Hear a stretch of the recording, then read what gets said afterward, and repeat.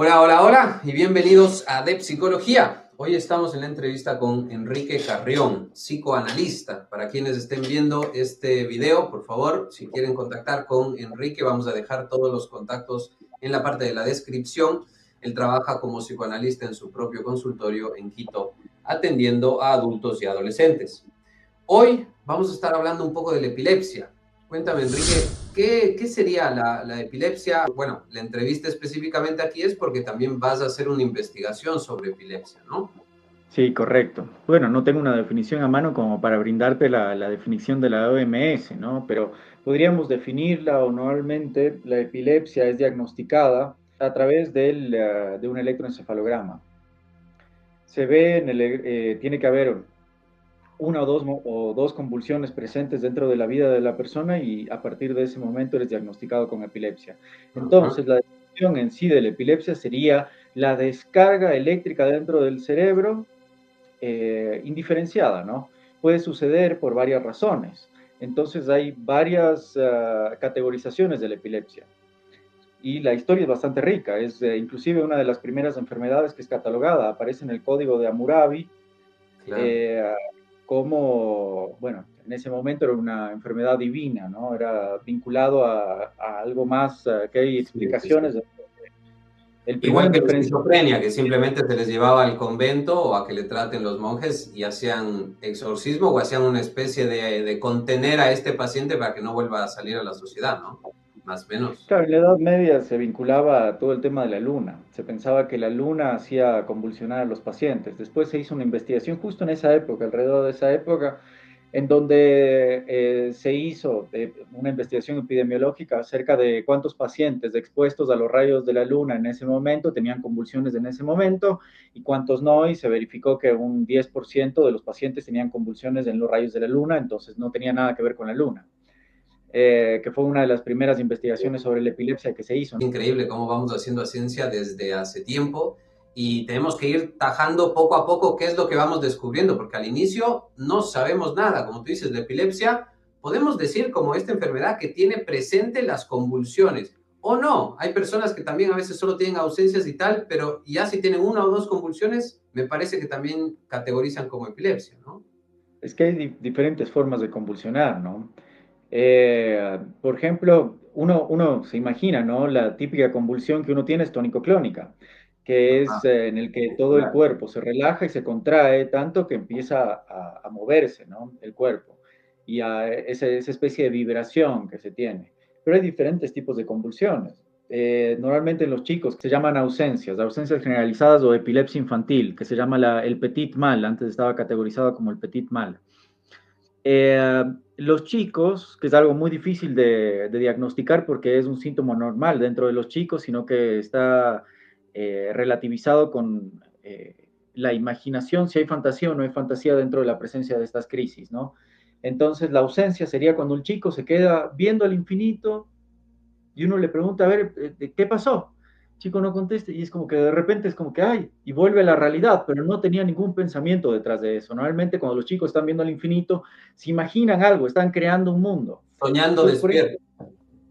exactamente, lo visible es lo mismo que aparece en los chicos normales, sino que detrás de eso no existe ningún tipo de pensamiento. Sí, esto es muy importante porque yo en consultorio he tenido un par de pacientes con epilepsia y a veces no saben las personas de la universidad o del colegio cómo, digamos, no segregar a estas personas exigiéndoles lo mismo que a los otros alumnos, pero también entender este nivel de ausencia, porque uno dice, mira, vas a tener un alumno con epilepsia, entonces tienen que tener cuidado con lo que le sucede. Ah, ¿qué significa yo como escuela para un chico con epilepsia? Significa que cuando vaya a convulsionar y tirarse en el piso como dices, con una convulsión muscular, entonces hay que contenerle. No solo significa eso, también significa que dentro de clase, de vez en cuando, se va a ir, va a tener este espacio, va a tener esta ausencia y no va a poder prestar atención y no va a poder estar en otras cosas. Y no es porque es hiperactivo o porque es fantasioso o porque está mentalizándose otras cosas. No hay mentalización, no hay ideas ahí y es un espacio en blanco. Esto de las ausencias y esto de las convulsiones musculares serían como los dos polos dentro de todas digamos, los síntomas positivos de la epilepsia. Hay muchos, por ejemplo, Hay pacientes que se lamen los dedos, Mm.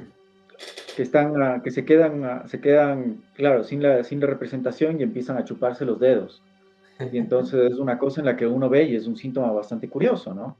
Hay pacientes que presentan uno o más tipos de convulsiones. Hay convulsiones en donde se va para atrás la persona y se van los ojos para atrás, que se desmayan simplemente, ¿no?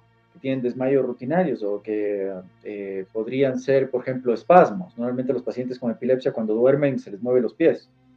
Ah, Espasmos musculares cuando están durmiendo. Y normalmente las convulsiones se presentan en el momento de dormir. Hay otros tipos de convulsiones, por ejemplo, que son la pérdida de conciencia y el paciente se pone en un estado de peligro, digamos, de fight or flight, en donde el paciente empieza a golpear a los que están alrededor sin la posibilidad de hacerle volver. Entonces el cuerpo es como si actuara solo y no hubiera detrás una persona, ¿no? sí. Que pudiera tener conciencia de esos actos y después cuando se despierta es como que, ¿qué pasó? Normalmente se ve también muchas personas que pueden o no tener epilepsia, o sea, que tienen normalmente las condiciones dentro de un electroencefalograma irregular, pero que no tienen convulsiones, que cuando, por ejemplo, se los anestesia, tienen una mala reacción a la anestesia y empiezan a golpear a toda la gente que está alrededor. Ajá. Es bastante curioso y por eso la epilepsia sigue siendo algo un poco desconocido, siendo a pesar de eso que 1,2% de la población a nivel mundial tiene.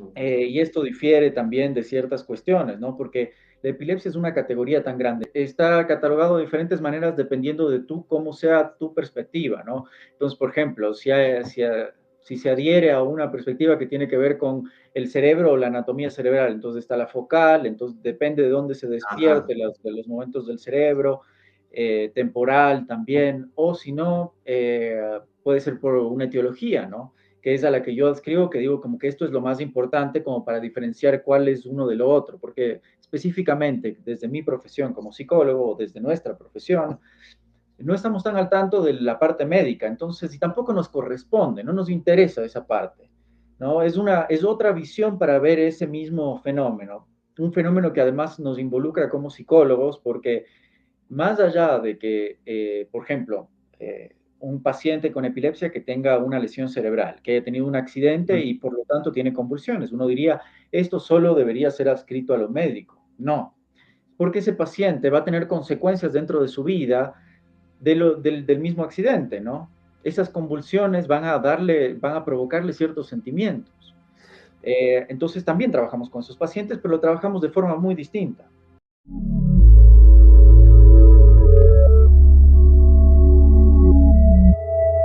Al igual que es gratis suscribirse, la primera sesión de terapia psicológica es gratuita en nuestro consultorio que ya atiende a diferentes lugares del mundo por videollamadas, así que llama ya, te espero.